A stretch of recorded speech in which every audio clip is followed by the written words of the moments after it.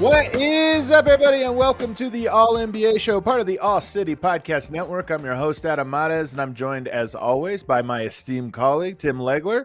Legs, you're in the Bay, getting ready to call a game. How are you doing today? I'm good, man. I'm really good. I don't think I'm probably. I mean, I'm knowing better than our first guest. I know that.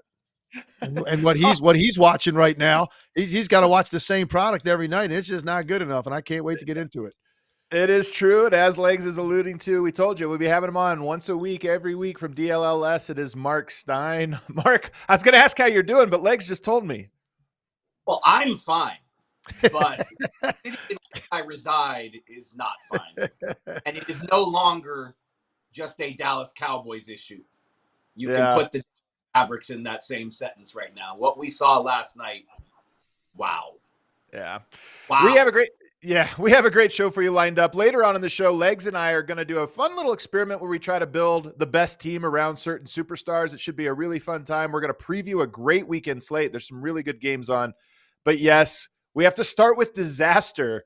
That is the Dallas Mavericks. 4 games in a row, 1 possession losses, and none more painful, in my opinion, than last night's to the Utah Jazz, the lowly Utah Jazz, and game tied as the clock's winding down, and I think everybody has seen it by now. Luka just wasn't, I don't know if he wasn't paying attention. I don't know what happened, but an easy Jordan Clarkson pass right under the basket for the win. Mark, I'll start with you. What happened on that play?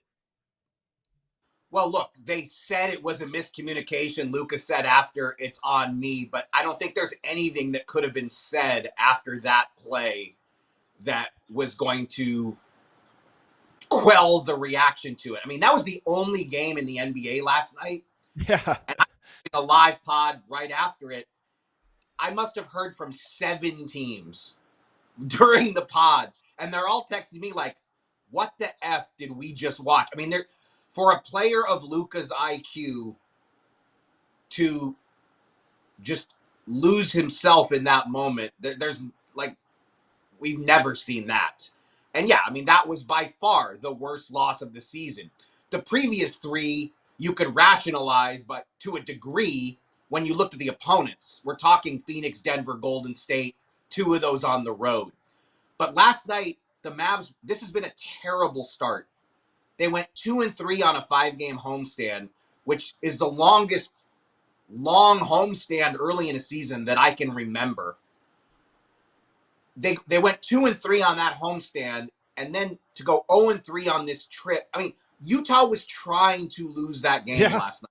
Right. Like, Utah was trying to give it back to the Mavs. And basically, Dallas has played 12 games.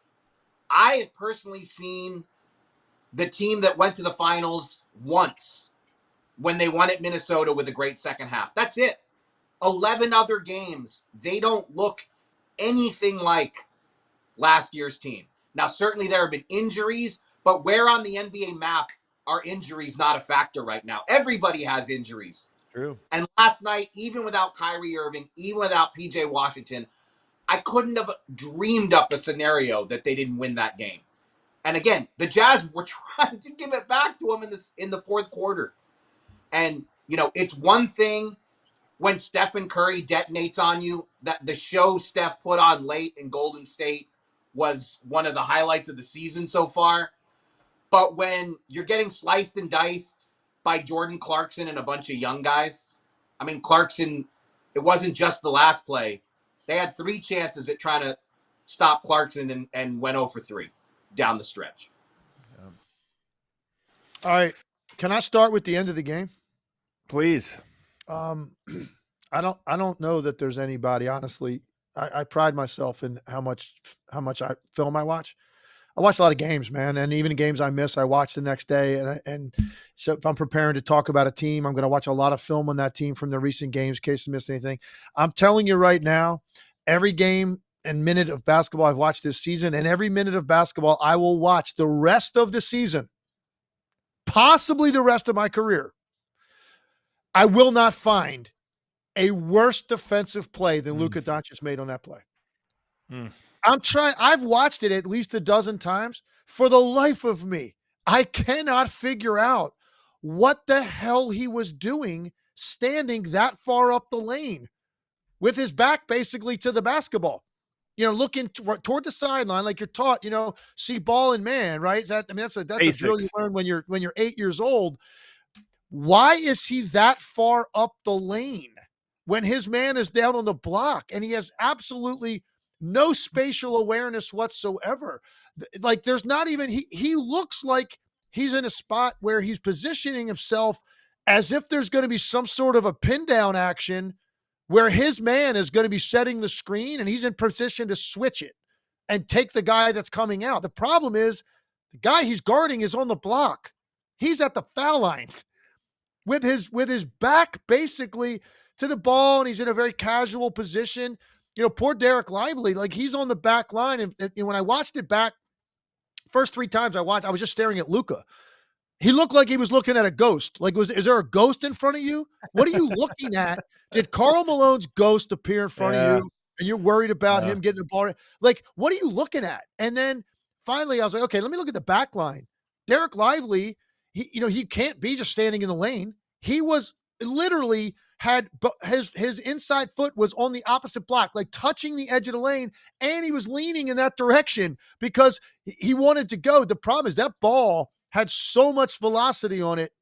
It got there in like a second, man, not even a quarter of a second. That ball was delivered and dunked before Derek Lively could get there. And Luka Doncic still hasn't moved. He's still standing there. I got a report. He did not take the charter. He's still standing in the same place he was standing when that play began.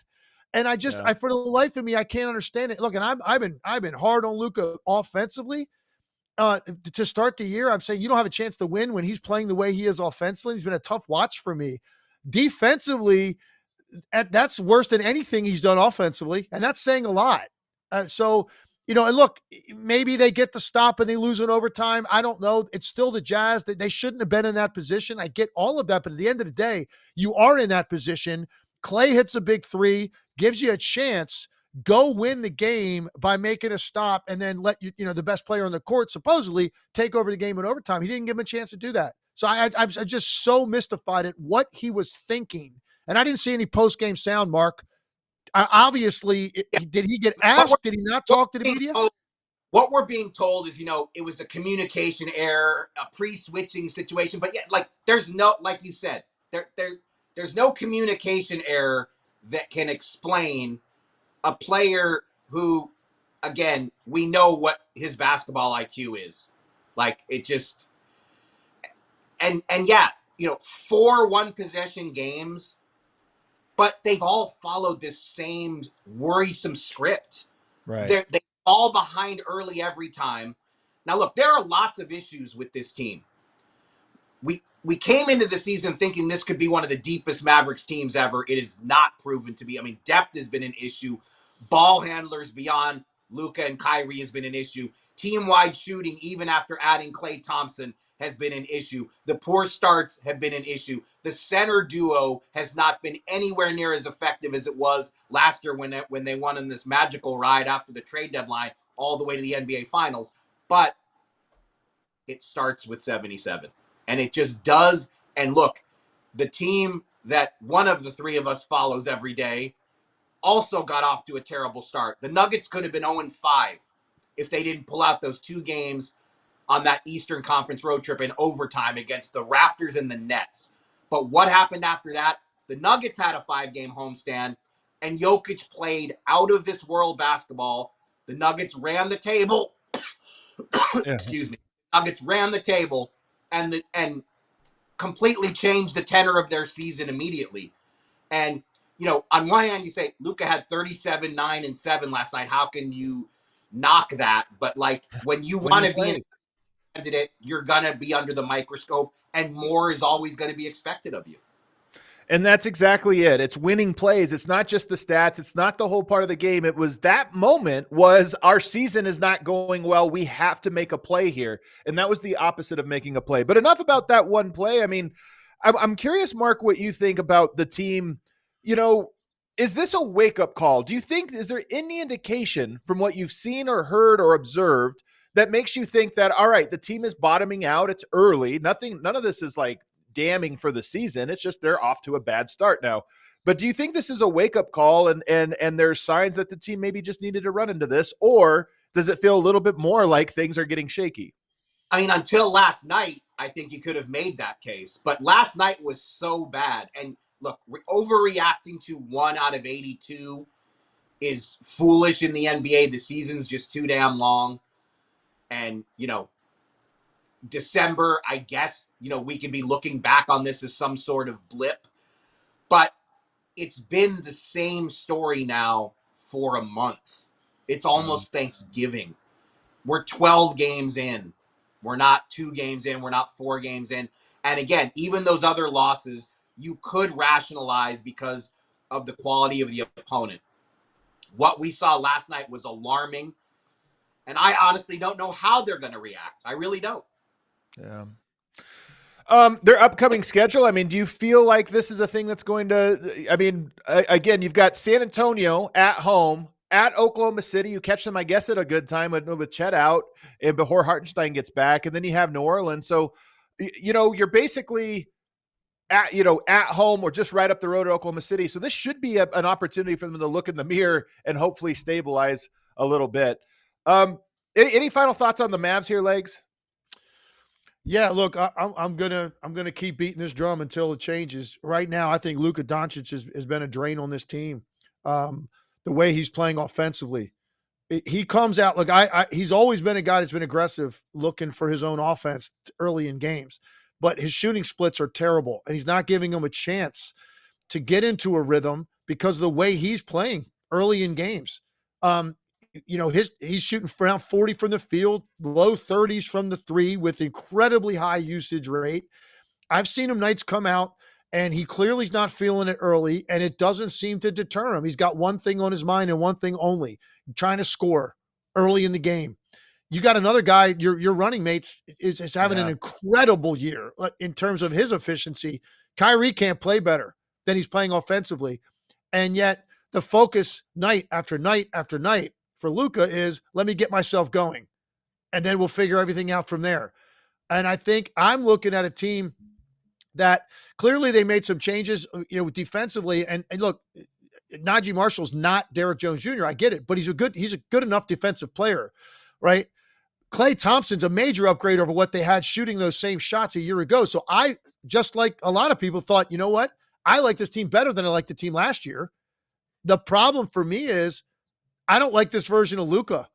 He's been hard for me to watch this year and really kind of get into and support. You're like, man, this guy's he's got tunnel vision about what he wants to do on the court. And and he'll still wow you with some passes. And obviously he's going to get his share of assists. He's got the ball the whole game. I'm just talking about what he's looking at as a scorer right now. I don't think he's in tip-top shape. I don't think has been anywhere near good enough as an offensive player to justify the way that he's playing. And I think it's a little bit demoralizing to the team. That just doesn't look like a super energized, connected team around their best player. And I felt that they were for a large part last year. A lot of energy, lob threats, defensive pressure, like Luka and Kyrie gelling well together. This doesn't look like the same product. And it starts with their best player. And last night, it kind of all came to a head because it was absolutely in his lap for what happened at the end of that game. But these issues are far deeper because most of them, I think, fall on the other end of the floor. I think their offense isn't giving them a chance. And it starts with Luka. He's got to be better. It's that simple. If he continues this for much longer, they're going to be buried in the West to an extent they won't get out. Mark, I want to move it on now to our next topic, which is the Cleveland Cavaliers. And I think this is absolutely hilarious to me. They have started 13-0, which is only the fifth time, by the way, or sixth time now that has happened. The 03 Mavs and the 58 Celtics were 14-0. The 49 Capitals, you guys all remember that team, right? 1949, they were 15-0. The 94 Rockets were 15-0, and the 16 Warriors, of course, started 24-0. And yet, it doesn't feel like it's that big of a deal around the NBA. This team is 13-0. Mark, I mean, what are you hearing about this team, and what do you think of the fact that they have not lost a month into the season? You're totally right. I think, look, there has been some good fortune in some of those games. I mean, they almost lost to the Nets the other night, second end of a back-to-back. The Nets were ridiculously good in that game and showed what a surprisingly tough out they've been. But yeah, I mean, Kenny Atkinson is running away with Coach of the Year. Like, is anybody, that's another thing you wouldn't normally say before Thanksgiving. Can anybody catch him in the Coach of the Year race? I mean, he has had such an impact there. And I frankly was not expecting anything like this. I mean, to this point, even when Cleveland has had their four best guys healthy, and last year for long stretches they did not. It was less than 30 games that they actually had their four main guys together. But there have been fit questions about that foursome. And so far, Kenny Atkinson is pushing all the right buttons. They've got Donovan Mitchell playing fewer minutes. It's the best he and Garland have played together at the same time. Yep. They both won Conference Player of the Week already. It's the best version of Evan Mobley we've ever seen. And that was a big deal for Cleveland. With the money that they were committing to Mobley, they had to get a more well-rounded game from him. And they're doing all of this without Strus, who was one of their real proven floor spacers, one of the few that they have, or at least that we thought coming into the season. So they have been a tremendous story. And, unfortunately, the focus has been so much on injuries, and everyone's taking too many threes, and the teams that are already in crisis, like your Milwaukee's and your Phillies. And yeah, we've probably undercovered the Cavs. I agree with you. Yeah, it's funny because you remember, Mark, our buddy Jay Crawford, former Sports Center anchor and host, right? And I just literally right before we came on today, I went on his show in Cleveland, and of course they're all excited about the Cavs there. And that's the first question they asked. Like, do you think that this is getting nearly enough coverage? I said, no, not at all. And there's a reason for it. We're 3 weeks into the season, and so we're still on storylines that we expected going into the season. Like, that's where you're at right now. Totally. And there's always going to be bigger storylines, bigger teams, bigger stars, sexier stuff. Like, that's what we've been talking about. Now we're settling into the part where, and look, this streak's going to end sooner than later. We know that they're not going to win 25 straight games. I mean, they're going to lose a game here probably this week. They got Chicago and Charlotte at home. They should win both of those, right? They're okay, 15-0, and then they go to Boston. Yeah, that's the big test, right? That's the one we're going to be looking at. Does it end there? Regardless of the streak, though, the question becomes: there's several factors in this. How good are they? And from a metric standpoint, they've played great basketball. There's no denying it. Both ends of the floor. Their offense, the way that it is operated and how it is hummed, and it's different ways. It's ISO, it's up tempo, it's 3-point shooting if that's what they need some nights. Whatever it's been on a given night, they've done it. They don't turn the ball over a whole lot. They don't get beat by that. They've got really, really good backline defense. They've got switchability on the perimeter. So yes, absolutely, they've played clean basketball. They're really impressive. But there's also context. You always have to look at these things. It is like who they've beaten that is at full strength matters. And so there hasn't been a lot of big tests for them this part of the year. That's something we're going to continue to watch. And finally, they've had everybody healthy. And look, it matters, man. Their top 10 guys really haven't really missed any time. A couple guys have missed a couple games. That's it. Their top 10 guys are playing every night. And you know what that can lead to? 2 years ago, it was the Kings. They were the 3 seed in the Western Conference because their guys played every night and everybody else was hurt. Last year, Oklahoma City had great health. They took advantage of that to get the number 1 seed in the West. I'm not saying they weren't good teams as well, but they really took advantage of the fact that everybody else is banged up. Right now, listen, if you show up with your guys every night in this league, you've got a chance because no one else is. And that's where the Cavs are benefiting from that. So it's been an incredible start. Give them their just due. Now let's see how this continues to play out as they start to get some of these teams that are more at full strength. I think the big thing for the Cavs you look at is they're 6 games up of the 3 seed. That this early in the year, that's what win streaks do for you. You're almost guaranteed now a top 2 spot in the West, in the Eastern Conference. That's huge. You have a 6-game cushion already. And it's the same with the Mavs in reverse, by the way. They're already 5 games back of a top 2 seed. I know you talk about you go to the finals, let's get home court advantage, let's do this and that. Early in the season, 1 month in, and you're already 5 games back from having home court advantage in the second round of the playoffs. So that's what the early stuff does. It could all shake out later, but the mountain to climb is pretty steep. Mark, I know we got to let you go, but thank you so much for joining us, man. You are doing the Lord's work now. I know what it's like covering a suffering team, and nobody was suffering worse than Mavs fans last night. I'm sure you had to coddle them a little bit. Hey, and Mark, listen, at least, for the Dallas fan base, at least, hey, go Cowboys. Oh, that's right. I forgot about that. Stars. This is a Stars. Listen, and that came from a Commanders fan who's hurting today as well over our performance last night. So, but anytime the Cowboys are down, it kind of helps offset anything I'm going through. When I'm out of here, but make Legs talk about the 3-point thing because I want to hear his take on that one. So absolutely. We'll get to that on the other side, but we got to take a break right now and say goodbye to Mark. On the other side, we are going to be getting to 3-point rate. There's some crazy numbers with him this year. His legs like it. I mean, he's a 3-point shooter. Maybe he loves it. Maybe he hates it. Then later on, we're going to try to build the best teams around superstars in the NBA. That should be a really fun experiment. We're going to get to all of that and more right on the other side. They say first impressions are important. What about lasting impressions? That's where Blue Chew comes in. Blue Chew helps boost your confidence in the bedroom so you can stay hard and perform at your very best. Blue Chew is an online service that delivers the same active ingredients as Viagra, Cialis, and Levitra, but at a fraction of the cost and in a chewable form. The process is simple. Sign up at BlueChew.com, consult with one of your licensed medical providers, and once you've approved, you'll receive your prescription within days. Blue Chew tablets are made in the USA and prepared and shipped directly to your door.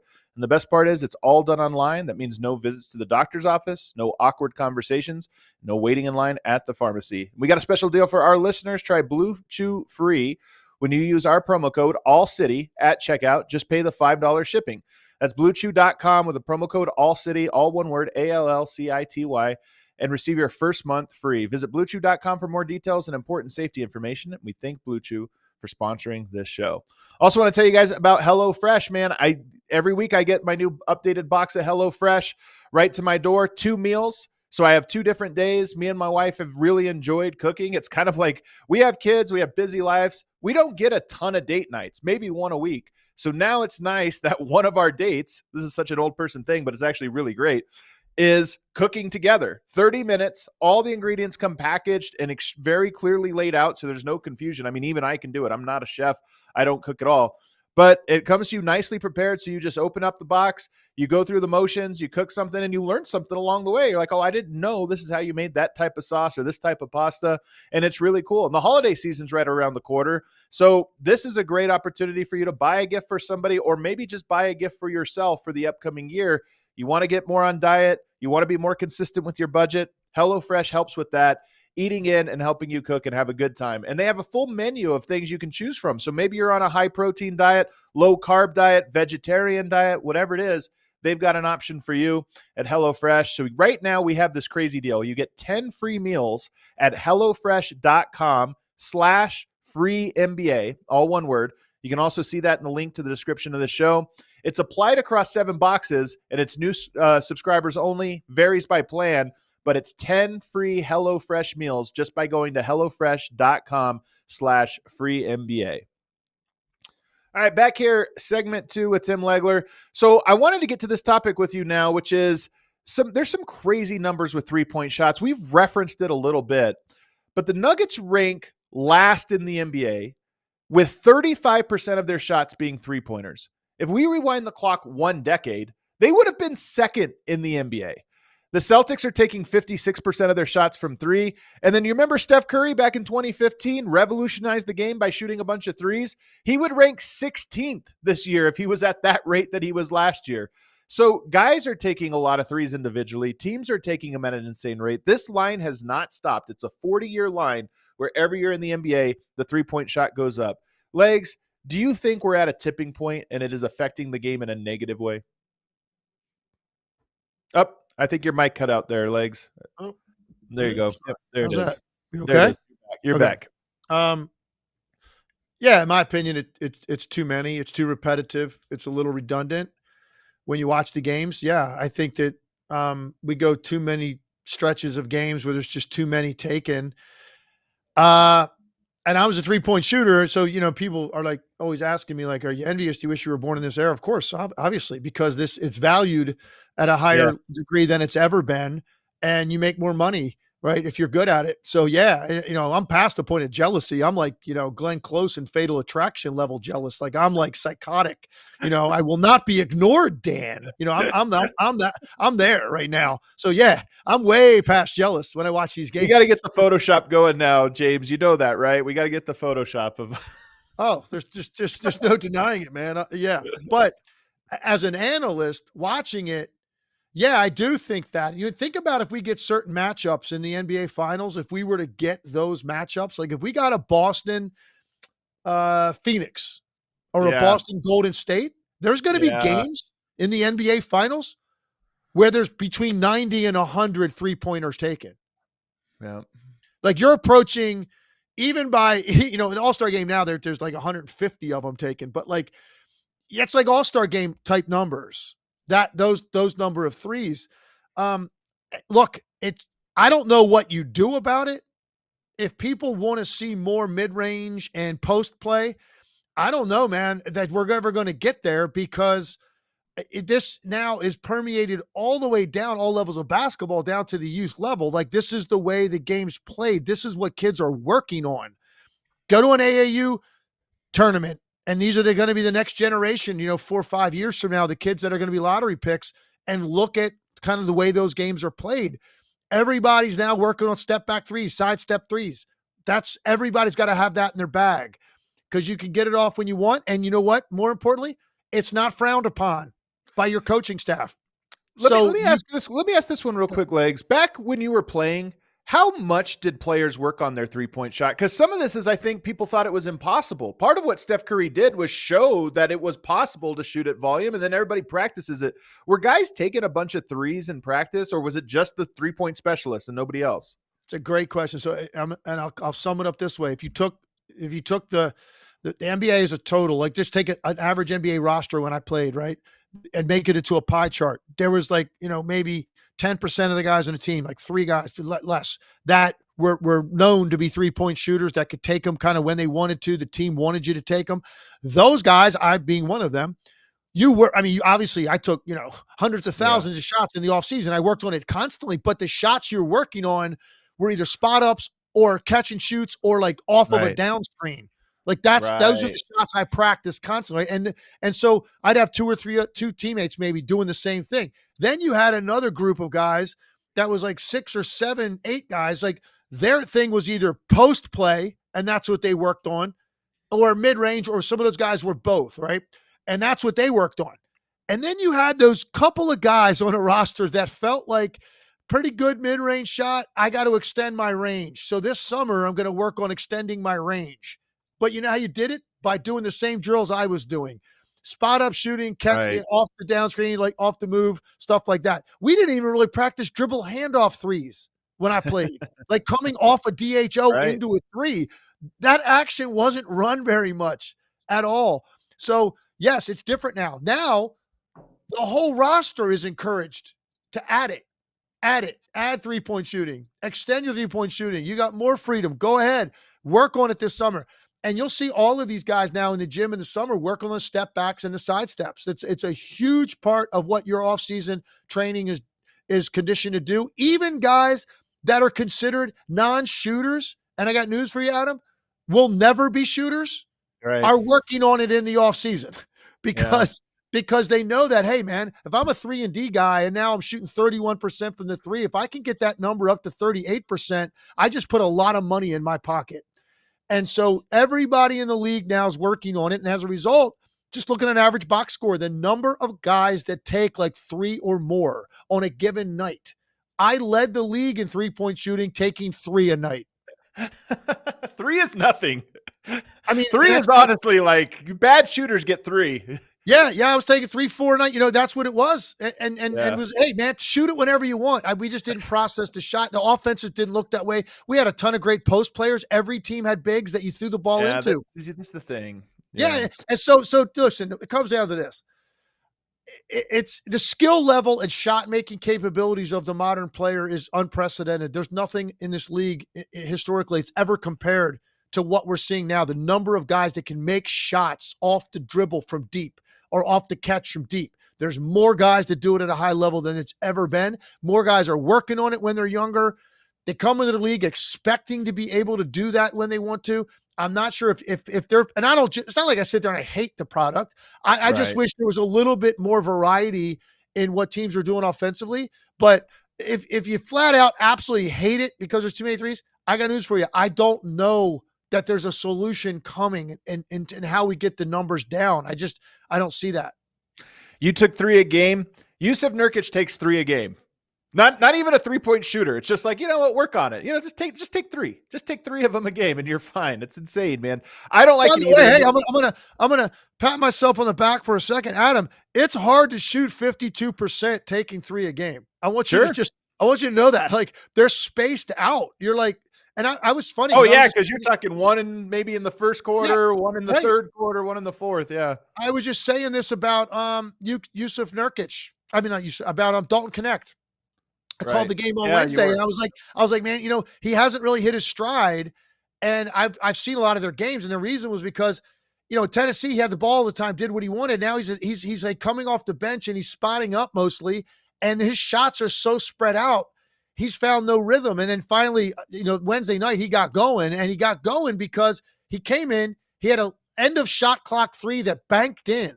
And like to him, to a shooter, that's the same as a swish. Like, okay, I got one in. Yeah. You feel good about it no matter what. The next set, they ran action for him, directed to get him a 3-point shot, and he banged that one. And guess what? He's off and running. All of a sudden now he feels like he's back at Tennessee. And now he's doing stuff off the dribble. He's making mid-range shots. He's taking the ball to the hole. And he ends up with the best game he's had as a pro because he got a little bit of action run his way and the shots came closer together, man. So it's an adjustment. It's an acquired skill to have them spaced out, but few guys have to worry about that now because they take them when they want to. The bigger thing for me is I just love all the parts of basketball. I love the mid-range. I love the post-up. I like when guards post up. I like the pick and roll. I like all this stuff. And I wish it was more balanced. I think the best parts of basketball are when teams balance. And look, I'm the most biased person on earth about this, but this is kind of why I like the Nuggets. They do a lot of different things. They post up their guards. They post up Jokic. They put him on the foul line. They run dribble handoffs. They pick and pop. They guard to guard screen. That's what I like when I watch a variety. And I do think it gets stale when you lose that variety. All right, we're going to play a little game here, though, now, Legs. We're going to snake draft. Oh, man, I forgot to bring a coin for this. Did you find a coin, James, that you can flip? We're going to have a Absolutely. I got it ready for you guys. You got it ready for us? All right. So James is going to have we're going to snake draft and try to build the best team, me versus Legs. And the point of this is it's kind of nice. It's just this year. We're not trying to build a dynasty for years to come. So we have to draft young or what have you. We're trying to build a contender right now to win a game or to win a championship. And we're going to snake draft with a couple rules. Only 3 stars. Everybody else has to be below 18 points per game. So we're going to try to get a big 3 and then build some role players with trying to give a nod to guys that we think are playing well so far out the gate. So, Legs, do you want to call it heads or tails? Yeah, I'll call it. Go ahead and flip it, James. I'm going to call tails. Heads. All right, Adam, you can either take the first pick and I get the next 2, or you can defer. I am going to defer. I thought about this. I think it's way better to be in the second position on this one. All right, that sounds good. I'm actually kind of relieved. I wanted the first pick really badly. Oh no, really badly. And I'm going right in, and I'm taking my oversized right hand, and I'm going to stick it right into your chest, and I'm going to pull Nikola Jokic right out of it. No, right out of it. Take it back. I want the first pick. I want the first pick. I'm actually surprised you deferred because I'm like, I know he wants that guy. Oh, that really does throw off my whole board now. I don't know what I was thinking here. I think for the sake of it, then I'm going to just go ahead and take Giannis because I think he's the second best player in the NBA.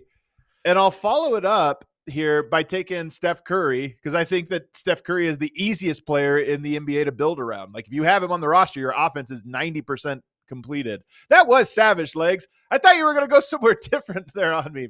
Man, I should have rethought that strategy. Brutal. All right, ready? I got the next two. Okay.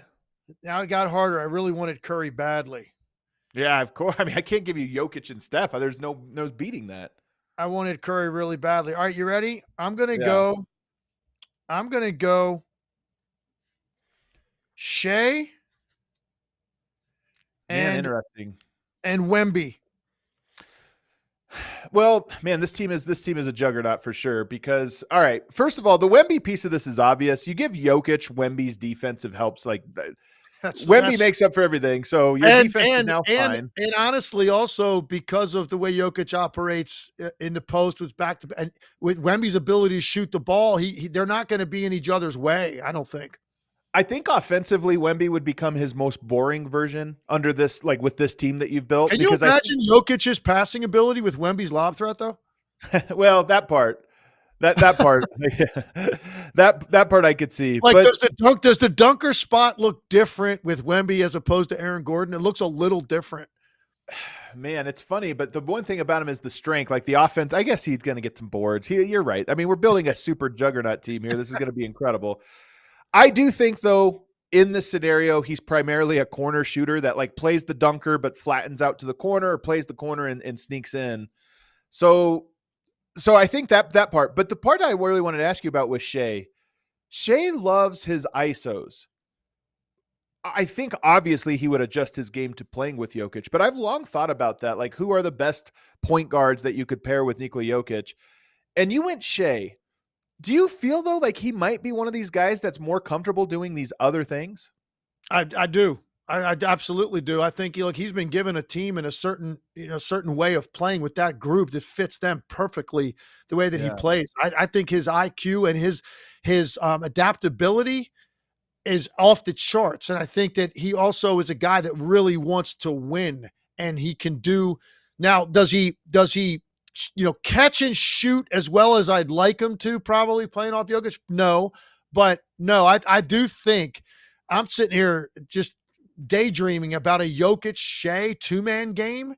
If it's as good as it is with Jamal Murray, how good would the 2-man game be with Shea Gilgeous-Alexander and Jokic? It's scary to think about, man. It really is, man. So I got to now pick. This really threw me off. I was going to build the perfect Jokic team. I can't believe you beat me to this. I think this is the boring answer, and I almost want to go away from it just because I think it's boring.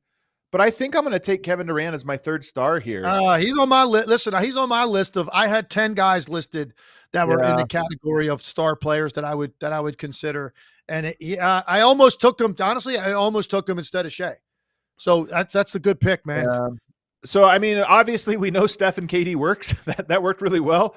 If you consider Giannis in the Draymond role, I mean, Draymond is obviously so good at both ends of the court. I think Giannis would make up for that. Probably not be as well connected as him and Steph. They're two of the most connected players ever. But the KD version of this team was a little more isocentric, a little bit more stagnant. And I think you look at that and you go, Giannis and Kevin Durant, physically, how do you match up with them? Both 7 feet tall, both mobile on the perimeter. Okay, you're never going to have nobody match up for them. You have spacing with Steph and Kevin Durant.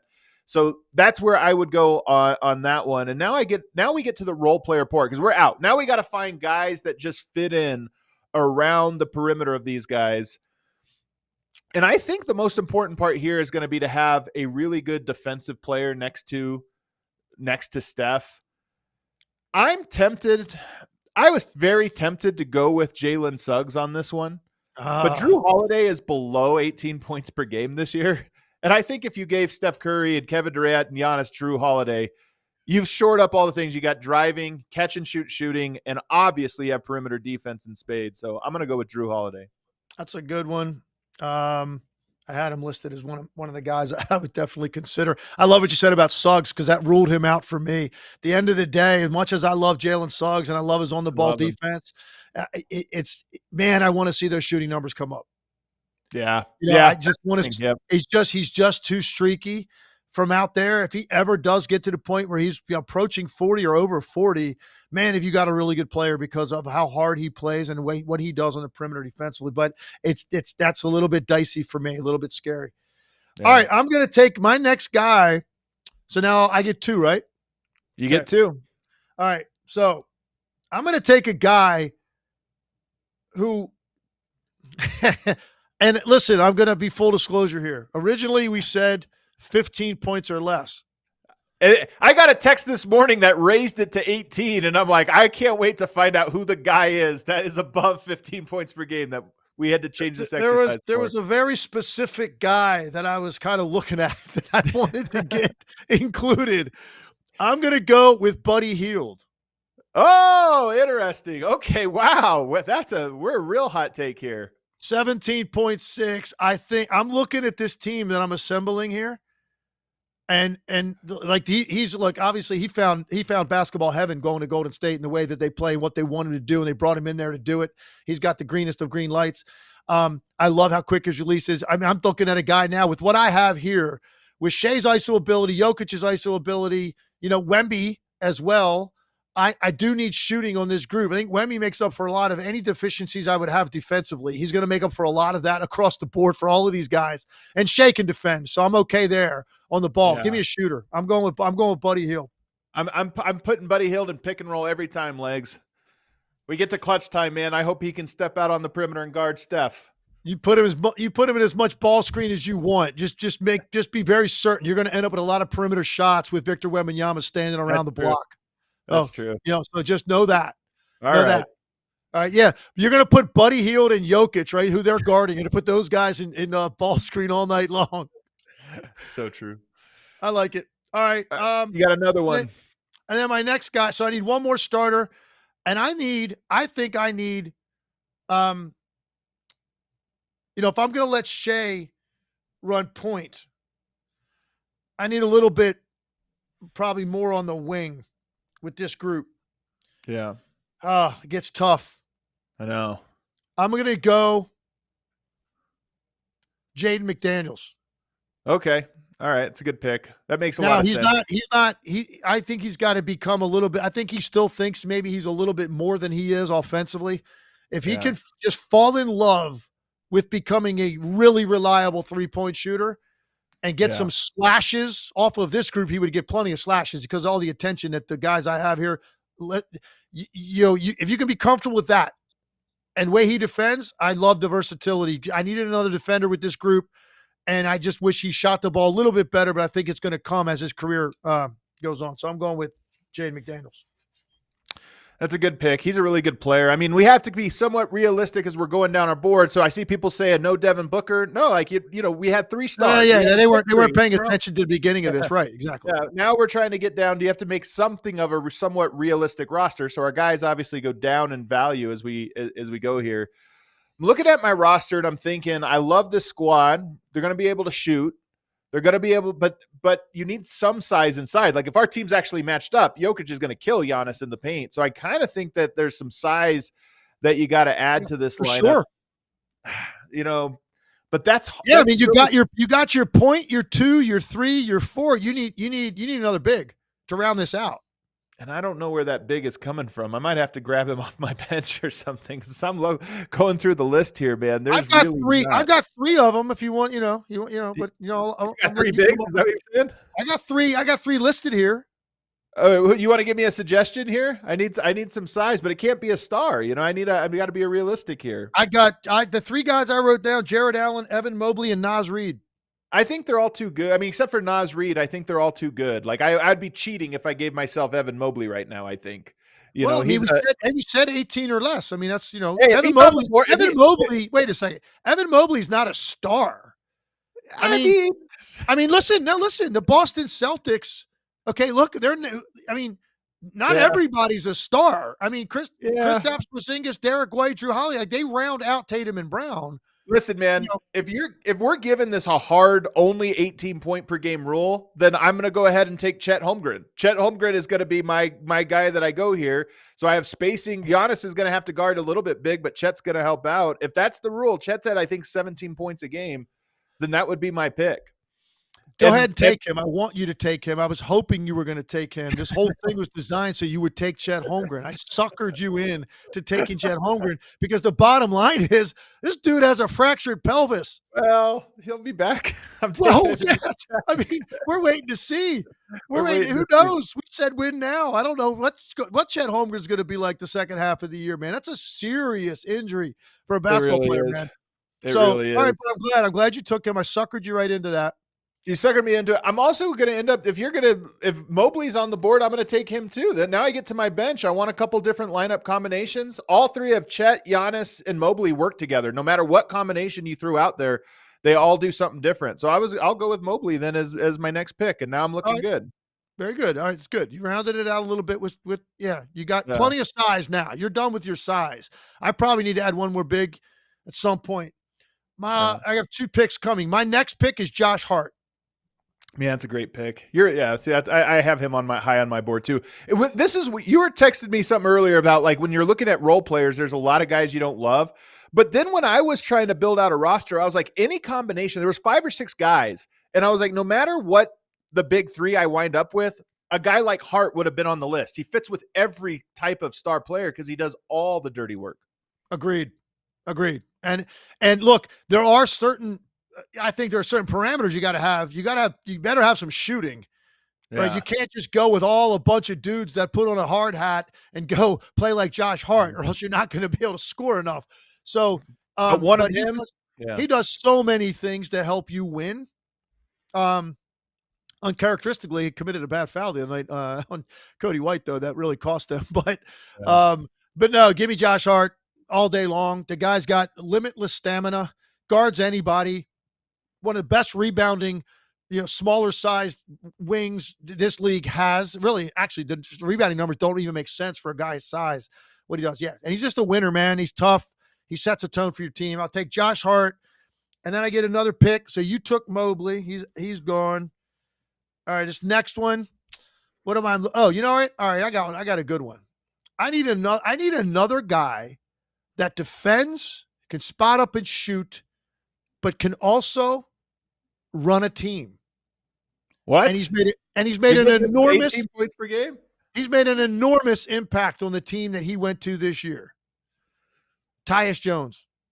Oh wow! So you're doing this real. You're doing this real where you're like, these are the actual value. You could actually maybe build your team. My team's like $800 million at the moment. Right, but exactly. I like it. Exactly. I knew you would do this. I knew you'd break the bank and just start grabbing the top tier talent. And now, you got you're 2 games in and guys are complaining about touches and money. And it's just, I'm going with this. These guys show up to work, the guys that I'm picking. I like it though. Tyus Jones is a solid guy when you have a team like this, where you just need someone to run the show. Catch and shoot threes. So I'm up now. You got 2 more picks, and then I get the last pick. Man, again, if our hard rule is just 18 points per game, the guy that I think another guy. So Josh Hart was one of these guys that I look at and I thought fit with everybody. Another guy that I thought fit with everybody, but he's on a max contract, so I don't know if it's fair or not. I was going to take OG Anunoby. He's another guy that I think you could plug into any system, and he's going to guard. He's going to shoot the three at a 38% career rate, basically. He does like more touches than I think he necessarily is best for, but he's a guy that on a super team like this, the ball will find him. He's a really good plug in the gaps guy. And then it's funny when I was doing this experiment, because the last guy I kind of like when I look at this roster, you have Drew Holiday and Steph Curry to handle. You got Giannis and Chet Mobley inside. You need another wing. KD, now OG. The guy I really like is Dante DiVincenzo here, and he's not having a great year. Man, yeah, but he's not found his rhythm yet. And I agree with you. I love Dante. I wrote him down, and I'm just like, man, it's a shame because, man, had he broken out offensively, career year, and now he goes to Minnesota, and it's just different for him. He is really struggling to make shots. It'll come around. He's going to get hot, But Yeah. the shots aren't coming the same rate that they were for him. And I don't know how long it's going to take him to snap out of this. And I think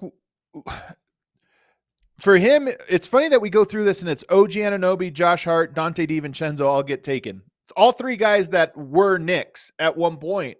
And I just look at that and I go, man, as we project the Knicks going forward, I know they're starting to find a rhythm or what have you, but when you're able to stack multiple guys that do something at a high level, namely defend and shoot the ball, Josh Hart, defend and rebound the ball, when you get a bunch of guys like that, man, it really adds up. And it's just kind of interesting as I was going through this, how many Knicks players I was like, yeah, that guy would be good on every team.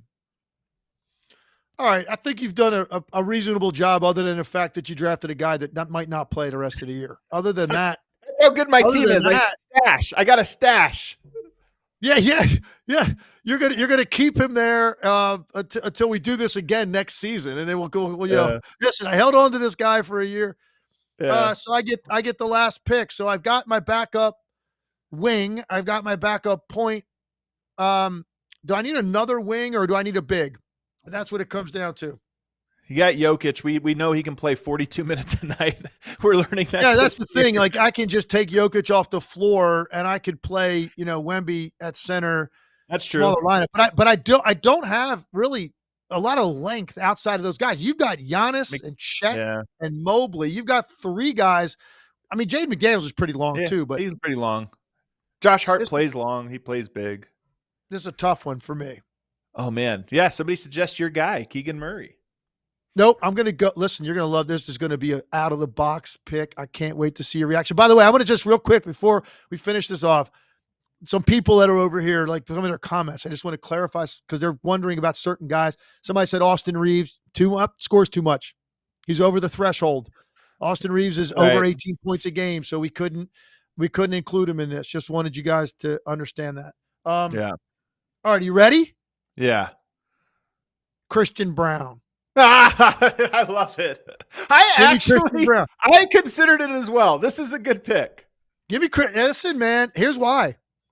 I've been a big fan since the first time I saw him. I didn't know if he was going to be able to comfortably, consistently shoot the ball from the perimeter. And I don't know if it's not going to keep up at the rate he's shooting the three now. Yeah. But even if he ends up in the low 40s to mid 40s, somewhere in there, and he doesn't completely fall off the map and end up at 35% from the three, though his athleticism, how hard he plays, his defensive versatility, and he's also an excellent slasher off of the attention that these guys get. I think he's a perfect fit. He can guard bigger wings too. To me, he's a perfect fit when you're trying to put together a team like this. 100%. He knocks down his wide open shots, which you're going to get on a super team. I think he's a guy that people are going to look around and just the way we were talking about Hart, DiVincenzo, they can fit with so many different things. I think Christian will be that guy too. He guards, he has size, and he plays the game the right way. And that always works. You know what I love about him in particular is I'm not sacrificing one end of the floor for the other. Like he's having a really good offensive year. And I didn't know that. I was expecting like 10 to 12 points a game, probably be 34% from the three, like and then still start and be very valuable because of his defense and his energy and all those things. I did not see him playing this well offensively this fast and replacing like basically exactly what KCP was doing. So I'm thrilled, and he's got a very bright future, man. And he's perfect because he's in that 16-point range. So he's not like he's averaging 8. He's averaging 16, but he's under the threshold for us, and he does so many things to help you win. I'm a huge fan of Christian Brown's, obviously. Well, I hated this, man. I can't believe I gave you the first pick, and you did this to me. I should have known it was coming. I should have taken this. I planned the whole morning around. You know what this reminded me of? You know what this reminded me of? Dennis Scott in the 3-point shootout finals when I played him in 96, won the coin toss, and he elected to have me shoot first. Yeah. And I was so excited because when there's just two guys left, right? Now, you're not chasing a number when you're shooting first. Yeah. So you just go shoot, and then you put up a number. Hopefully it's good enough. And then you're sitting there watching somebody do that. And now you go out there, you've got a number to catch. I knew that would be more pressure. So the coin toss selection, Adam, like what you do with winning the coin toss is I should really have thought important. about it. I should have thought about it. I should have game planned a little bit better this morning before doing this. I game planned literally everything but the coin toss. I can't believe it. It's always the details. All right, real quickly before we get out of here, we're going to preview the weekend. And first of all, Legs, you were in LA yesterday or 2 days ago. Now you're in the Bay to watch Grizzlies at Warriors. I'm curious, how do you prep for a game like this? Like when you're getting ready for this one, what does your preparation look like, and what is it you have your eye on? So my eye on is what they've been doing lately. You always want to go back and watch the last couple of games they played. Now, fortunately for me, I was sitting courtside for Memphis's last game on Wednesday night, so I have a really good feel for these role players who I didn't know a lot about until I saw them in person. They're playing a lot of guys that people aren't that familiar with right now that are being really productive. So that's the first thing. You just want to see recent trends, who's playing well, who isn't, rotational stuff, like who they're going to go to, different lineups that they like to play that have been effective for them. That's going to come up during the game. When they go to a certain lineup, you could point it out. Hey, this lineup's been really good for this reason. So that's a big thing. I think for me, this is my first shot live at the Warriors this year. So I'm really excited about that because they've been really impressive on both ends. They're back to playing top-notch defense, very quick, flying around the court. And it's interesting because it's not like Curry's gone crazy. It's not like Kuminga is now averaging 24 a game. It's not like that. It's just across the board. It's been excellent. They've added new pieces. The one guy that's kind of gone off is Buddy Hield. I mean, Buddy Hield's been incredible for them. And so it's their style, it's their pace, it's the way they're defending. The energy is back around this team. They believe they're a contender again, not just like a really good story to start to the season. Obviously, Memphis is shorthanded. No Ja, no Bane. It's tough when you don't have that, but they played really hard against the Lakers. They had them on their heels until Dalton Knecht got hot. And then that got them back in the game. And then AD and LeBron closed it. Star power closed the game. But Memphis is going to play hard. They're going to compete. They play really fast. They're number one in the league in points in the paint. So that's how they want to attack you. The Warriors are a small team. So I'm kind of looking at how these trends play out based on the way that each team likes to play. That's true. Edie, we worried about the speed. He's done some nice things, but this one will really test you. The Warriors will really spread you out, really move the ball. You're going to have to be lateral. So he'll be an interesting one to kind of watch tonight. We also have some great games over the weekend, though. So obviously Memphis at Golden State tonight on ESPN. Tune in and catch Legs. He'll be breaking down that game. It's like an extended version of this with a game going on in the background. How great is that? And then you got Phoenix at OKC tonight. I think that's a really interesting game. OKC winning really, really small. Can they keep that up? I think there's always this like adjustment period, not only when you lose a big time player, but other teams have to adjust to you, especially if you end up playing a really bizarre style. And J-Dub at center, that's a hard thing to game plan for. So I'm excited for that game. Minnesota at Sacramento. Minnesota has 2 games, Phoenix and Sacramento over the weekend. I am so curious to see if they can get their act together because Legs, I don't know if you saw Anthony Edwards' interview after the game. It's always interesting to me when a player asks what's going on, why are things bad, and they don't know. And he was very candid. He's like, I don't know, man. I don't know. I can't tell you why we're not good right now.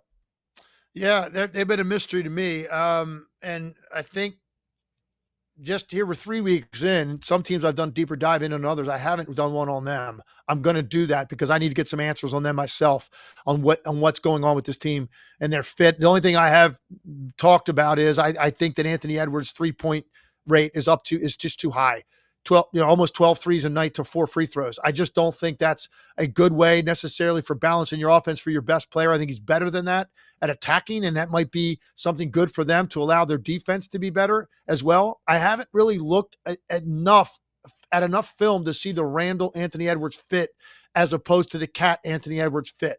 Obviously, DiVincenzo's been struggling. That's a big part of what they brought him in for, was to space the floor and shoot threes at a high rate and give him the defensive energy. He always gives you the energy. He's just not shooting the ball well.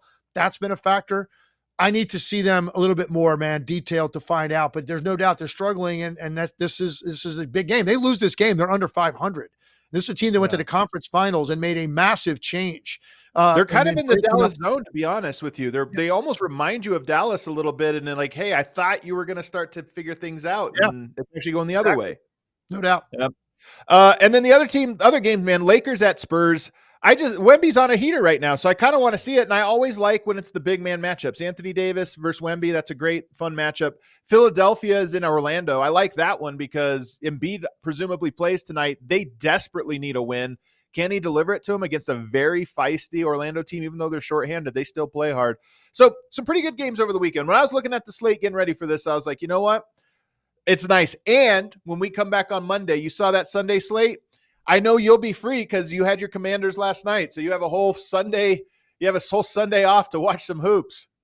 Sorry to bring that up. When your team wins on Thursday night, it's the most peaceful Sunday ever. Like, because you're like, oh, we already got one in the bank. I could just sit here and look at my fantasy lineups and just really relax, spend time with the family. Maybe go to Costco. When they lose, it's torture that you have to wait 10 days to see them again. And that's the longest. Just have to sit in it like a dirty diaper. All right, what do we have for our super chats here, James? Before we get out of here, Carlos Hernandez, man, a first teamer, absolutely always super chatting. Is it just me, or do y'all think the Mavs were running more actions the first 2 games of the season? Maybe Luka said no more of that. I personally don't think that's it.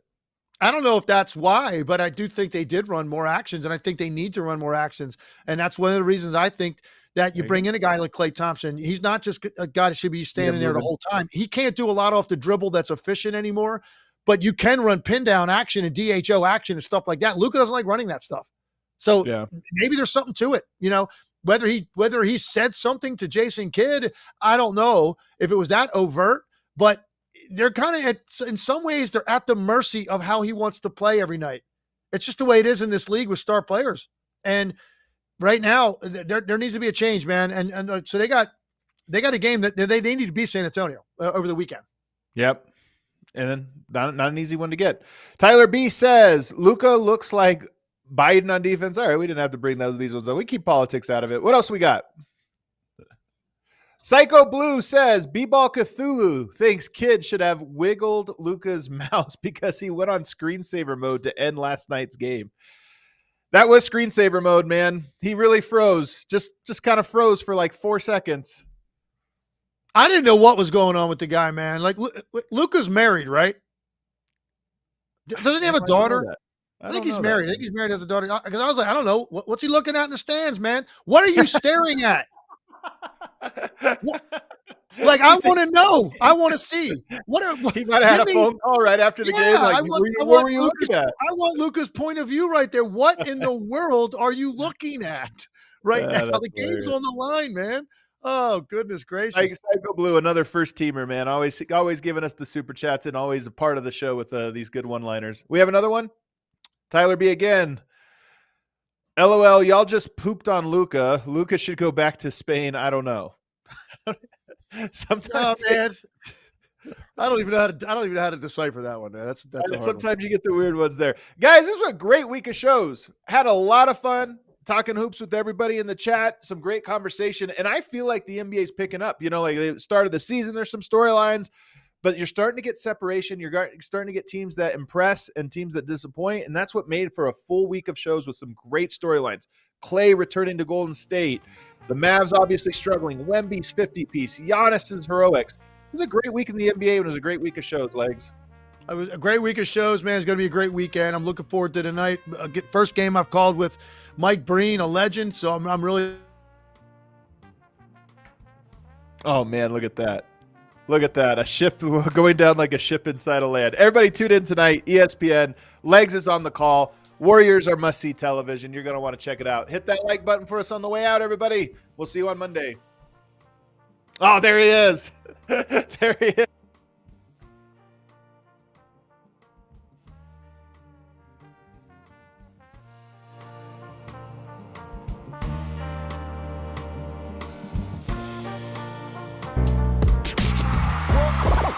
All silly like the mayor.